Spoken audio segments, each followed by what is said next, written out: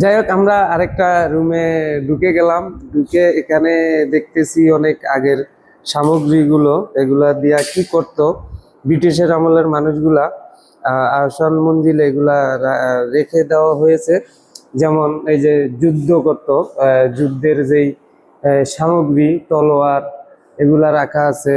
তারপরে আপনার পিতলের বদনা, ওইটা কি বলে, আমি হয়তো ডাল শুকির কিছু অংশ হতে পারে।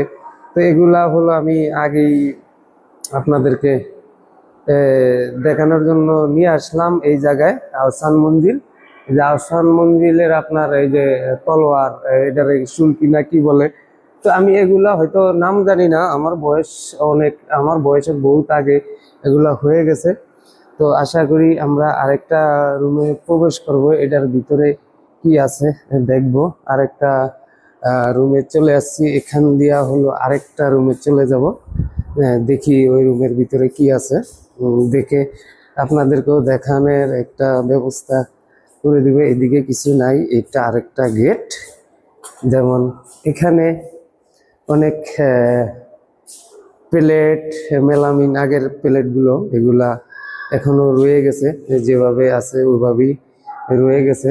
এই যে দেখেন আগের রাজাগর ছবি কিভাবে আছে, কিভাবে তারা কথা বলতো, আড্ডা মারতো এক জায়গায় বসে, এগুলা সব রয়ে গেছে। এই যে ব্রিটিশের আমলের মানুষগুলার ছবিগুলা দেওয়ালে এখনো আর্ট করা রয়ে গেছে।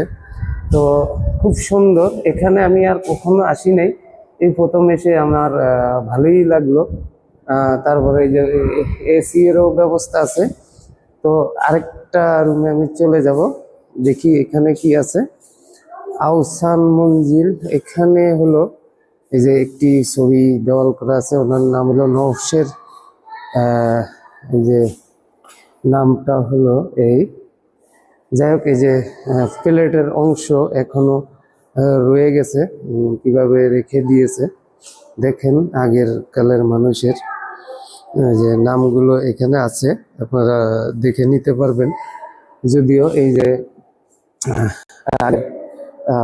ঝাড়ুদার যে আছিল নরসিংহ মঞ্জিলের, তার ছবি এখানে আরো কতগুলা ছবি রাখা আছে।